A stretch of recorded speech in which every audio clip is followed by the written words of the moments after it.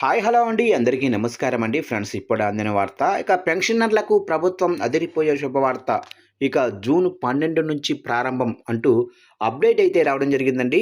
అయితే ఇందుకు సంబంధించిన పూర్తి వివరాలు అయితే మన వీడియోలో తెలుసుకుందామండి. ఆ గుడ్ న్యూస్ ఏంటనేది వీడియో మాత్రం పూర్తి వరకు చూడండి ఫ్రెండ్స్, అప్పుడే మనకి పూర్తి సమాచారం అయితే తెలుస్తుంది.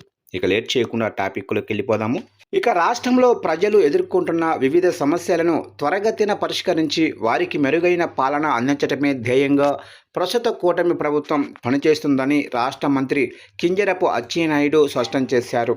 శ్రీకాకుళం జిల్లా కోటబొమ్మాలి మండలం నిమ్మడాలోని తన క్యాంపు కార్యాలయంలో ఆయన ఆదివారం ప్రత్యేకంగా ప్రజా దర్బారు కార్యక్రమాన్ని నిర్వహించారు.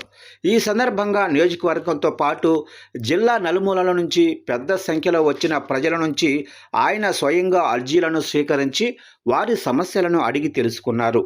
ఇక జూన్ 12 నుంచి కొత్త వితంతు పెన్షన్లు అంటున్నారు. ఇక ప్రజా దర్బారులో మంత్రి అచ్చెన్నాయుడు మాట్లాడుతూ లబ్ధిదారులకు ఒక ముఖ్య ప్రకటన చేశారు.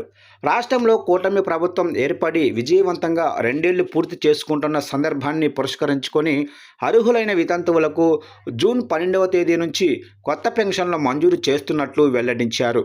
అర్హత ఉండి పెన్షన్లు రాని వారు ఆందోళన చెందవలసిన అవసరమైతే లేదని, త్వరలోనే ఆన్లైన్ ద్వారా దరఖాస్తు రిజిస్ట్రేషన్ చేయించుకునేందుకు ప్రభుత్వం ఒక ప్రత్యేక సదుపాయాన్ని కల్పించబోతుందని ఆయన వివరించారు. ఇక గత ప్రభుత్వ హయాంలో జరిగిన భూ వివాదాలు, పరిపాలనా లోపాల వల్లే ప్రస్తుతం రాష్ట్రంలో అనేక రెవెన్యూ సమస్యలు తలెత్తుతున్నాయని మంత్రి విమర్శించారు.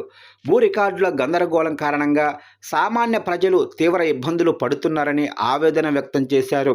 ఈ సమస్యలను అధిగమించడానికి తక్షణమే ప్రత్యేక చర్యలు చేపట్టాలని, ప్రజా దర్బార్లో వచ్చిన రెవెన్యూ అర్జీలను ప్రాధాన్యతా క్రమంలో పరిష్కరించాలని అక్కడ ఉన్న ఉన్నతాధికారులను ఆదేశించారు. ప్రభుత్వ సంక్షేమ పథకాలు ప్రతి ఒక్క అర్హునికి అందేలా చూడడంతో పాటు క్షేత్రస్థాయిలో ఎలాంటి అవినీతికి తావు లేకుండా పారదర్శకమైన సేవలను అందించడమే తమ ప్రభుత్వ ప్రధాన లక్ష్యమని ఈ సందర్భంగా మంత్రి అచ్చెన్నాయుడు పునరుద్ఘాటించారు.